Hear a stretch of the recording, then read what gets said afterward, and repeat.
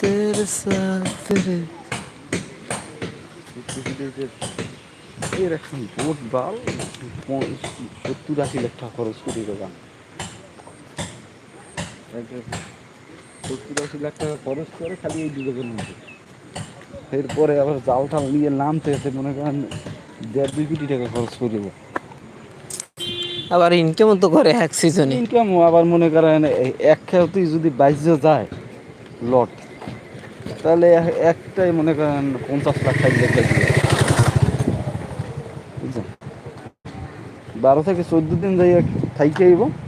50-60-70 লাখ টাকার মাছ বেশি ছেলে যাবে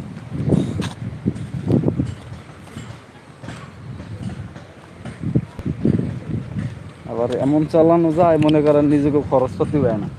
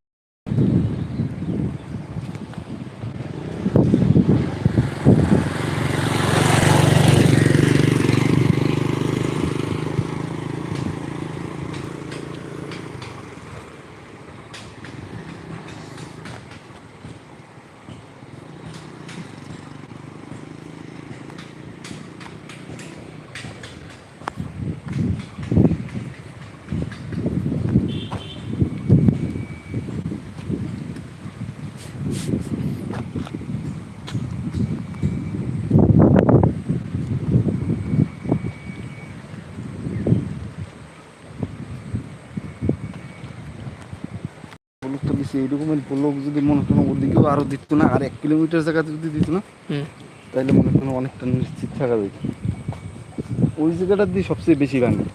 এইসব জায়গার চেয়ে ওই জায়গাটা দিয়ে বেশি ভাঙতো কিন্তু ওটা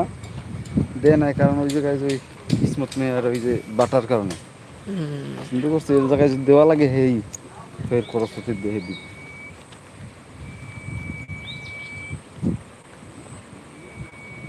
এটা তো এই সরকারের মাধ্যমে নাকি? এডি সরকার সুন্দর একটা প্রোটেক্ট আছে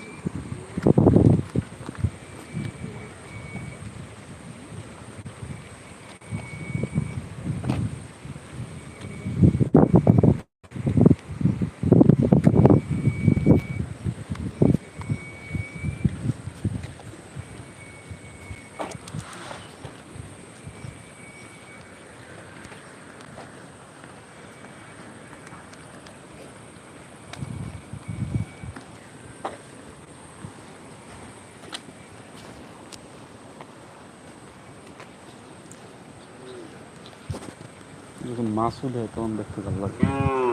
চলা কালমা কাম উঠে মনে দিয়ে কেয়ার রেখা টাইনার উঠেছে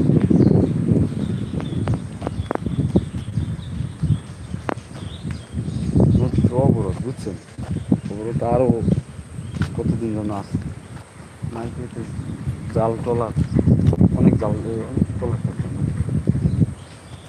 এর ভিতরে কিছু কোচগাড়ে পিটিয়ে মারিয়ে ফেলাইছিল বুঝছেন এই আমাকে এই জায়গায় কোচগাটে মারছে কারা? মানুষ মারছে পিজান নাকি? দিচ্ছে নদীতে পড়ে গেছে আর উঠতে পারে না মানুষ? হয় রাত্রে আচ্ছা আচ্ছা। এই 4 না 5 জন বুড়ো জাল নিয়ে গেছে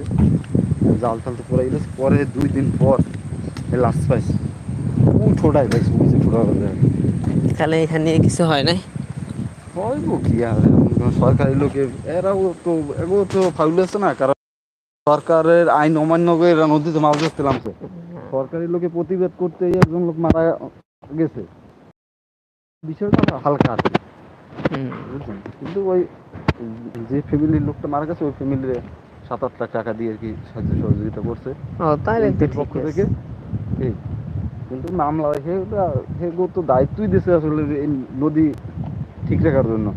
যাতে সরকারি আইন সব এখন এর জন্য এরা এগুলো তো ভালো কথা বলে শুনে প্রচারিত করা লাগবে বাধ্য হয়ে পলাই মনে করেন রাত্রে এই পর কাম করে। খেয়াপ একটা দিতে পারলে তো হে লাভ বুঝছেন জাল জল সব জায়গায় তা